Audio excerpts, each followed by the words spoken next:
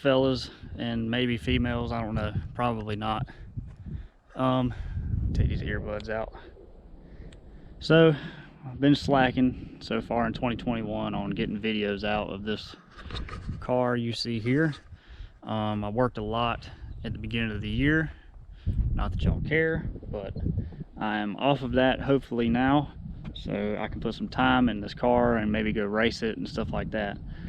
But I had a few questions a while back, basically to go over the setup. A couple people in the comments asked about it, and the car has changed quite a bit over the last, I don't know, 6 months or so. So I'm gonna go back over everything on the car and show you exactly what's in this turd right here. Just got done washing it, so it's looking pretty decent. I just put some new tires on it, but anyways, let's get to it.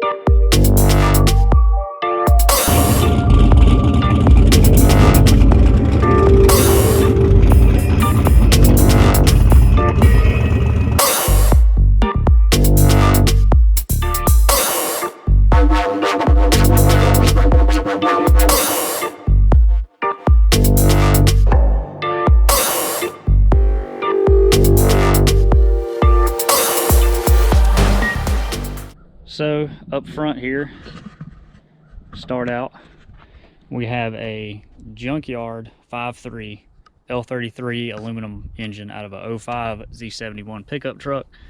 The only thing that is done to it is a cam, which is it's a small cam. It's not the sloppy stage 2 Elgin cam, but it's very similar specs. And I have a double roller timing chain on it that was already in another engine that I already had, so I just used that. And that's really about it. I got some Brian Tooley 660 dual valve springs in it with titanium retainers, and so other than that, the engine's bone stock. So far it's treated me well. As far as the hot side goes, it's got the hooker manifolds on it that I made into a turbo kit on here. Fits pretty decent on the RX7s, so it's got a log kind of style over here. To the driver side kind of wraps around, goes in here, and 90s into the turbo, as you can see here. And I've got the wastegate mounted down there below the on the elbow. And for the turbo, we have a VS Racing 8592, I believe it is, the billet, and it's pretty sweet. I like it so far. Haven't had any issues with it. I've had it on the car about a year, a little over a year now, with another setup, and so far so good. No issues. It's got a just a 4-inch exhaust run out to an oval 4-inch right here. I plan to put this on a cutout and then have a full 2.5-inch exhaust, but I haven't got that far yet. Kind of dialing in the issues on this car. But it's really not that loud driving around, so it hasn't really bothered me a whole lot. It's got a VS Racing 3-inch intercooler in the front, and 3-inch intercooler piping all the way around, VS Racing blow-off valve, and also forgot to mention it's got a 60mm VS Racing gate on it. It's got the F-body spacing accessories on it with an ICT billet, alternator bracket, top mount. The car is an 87 model RX7, and it was a base model. And at the time when I bought this car in 2009, I think is when I first bought it, maybe 10, I bought this car and a Turbo 2 parts car that was in very rough shape. I swapped all the, because this was a 4-lug car, I swapped all the subframes and everything in this car, made it 5-lug, put the Turbo 2 brakes on it. Turbo 2 rear end at the time was in it, and everything was lovely. So that was back when it was rotary powered. All that stuff was sufficient. But it's got a Griffin radiator in it. I'm not exactly sure which size it is. I just put the biggest or the widest one I could get in there. That wasn't like $1 million. I welded some AN fittings on everything, so the whole cooling system's got AN fittings on it. It's got a stock Ls1 intake. These things used to be just like throwaway. People didn't really use them. I think I paid like 160 bucks for it. Now they've gone up and they're actually getting a little harder to find. Here goes my man on the liquor sickle.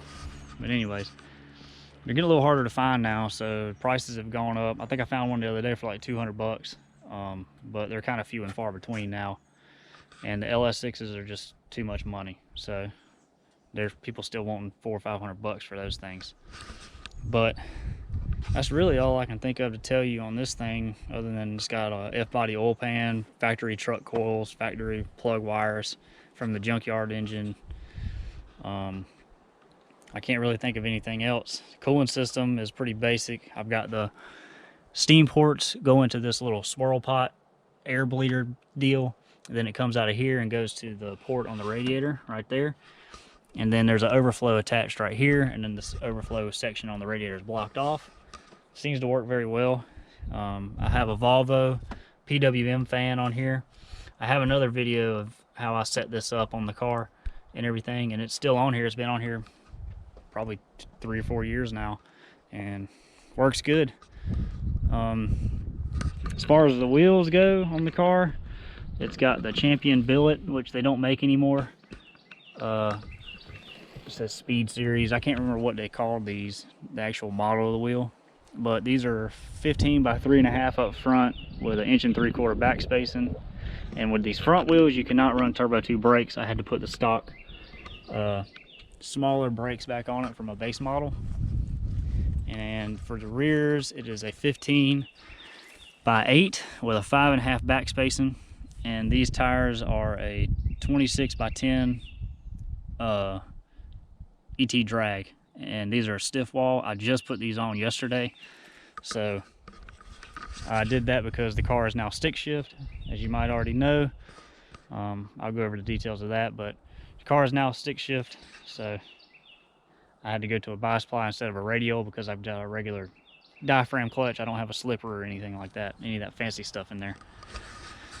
As far as the rear end goes, it is a Ronin IRS swap 8.8 differential in here, and then it's got Drive Shaft Shop Pro axles in it. I got a deal on this from a guy named Trent. I traded my factory Turbo 2 stuff for this setup because he was parting his car out. I think I gave him some cash and my Turbo 2 stuff and got all this. But it's a really nice kit. Haven't had any issues with it, haven't broke anything, so I'm gonna keep on rolling with it. For fuel system, as you can see back here, I have a 12 AN feeding a MagnaFuel 750 pump, and it goes to a -8 AN fitting through a 10 micron filter up to the front, up to this Fuel Lab regulator, and then it goes in and actually deadheads through this fuel rail to some Bosch 210 injectors, and then I've got a -6 return to the tank. It's a factory tank that I sumped myself, welded in the sump, so it's nothing fancy, but I tried the in-tank pumps, and on these cars where the location of the fuel hat hanger is, it just, every time you launched it, it would just, all the fuel would slosh to the back of the tank, and you would have to keep the car almost full at all times. Right now, I can make a hit on a 1/4 tank of gas, and it has no fuel starvation issues at all. So that's why I did that. But yeah, running out of things to talk about on this thing other than maybe the transmission and what I went to. I'll show you the inside. So now it's got a T56 Magnum in it, and it is a Magnum F, so it's F body specific, which fits these cars great. It's got the factory shifter that comes with it. I have a Monster LT1S twin disc in here, and it drives like factory. It's very nice clutch, very nice to drive. It doesn't rattle, it doesn't chatter, it doesn't do anything stupid. It just drives like a factory car, which is what I wanted. It's got a PTS or PST Performance Shaft Technologies drive shaft in it, steel, 3.5 inch. I think they said it was rated for like 1200 horse or whatever, but that's what's in the car. 1350 yokes on it. The ECU is a Megasport Gold box. It's mounted right under the floor in there. It's one of the first revisions of it, but it's been in the car since 2016 and I have zero issues. A lot of people rave over the Terminator X, which I think is a very good platform, but it just doesn't have some of the stuff that I want to make the jump over to that. It doesn't have the test modes and stuff like that, but the CAN addition that they just come out with for those ECUs is definitely a game changer. If I didn't already have this in the car, I'd probably go ahead and buy a Terminator X for it. But that's really the car in a nutshell. I can't really think of anything else to tell you about it other than it's just a factory body RX7 base model. I've wrenched on it and wrenched on it over the last 5 years or so, and it is, I guess I should explain that. I bought the car once, had a rotary powered power plant in it, and I ended up selling the car after the engine blew up the second time, and then I bought it back in 2016. So there was about a 6-year gap where I didn't own the car, but I've got it back now, and it has been tormenting me ever since. So, but yeah, hopefully I can get this thing out, do some racing this year, and maybe my goal is to run some relatively consistent 9-second passes with the stick shift. I'd like to, my goal would be like a 960, 970. I think that would be perfect for a street car. I just drove this car 3.5 hours for work, one way to Rock Hill, South Carolina, and drove it back. Little minor issue where the pinion seal was leaking, but I think that one's sealed back up now. So yeah, that's really about it. If you can think of anything else you want to know, ask me in the comments, and maybe I'll do another video or I can explain it in the comments. But yeah, keep following along. I apologize for the lack of content. I had a few little things that I had filmed, but I ended up not posting them because I didn't think it was worth the time to post anything. But anyways, we'll see you in the next one.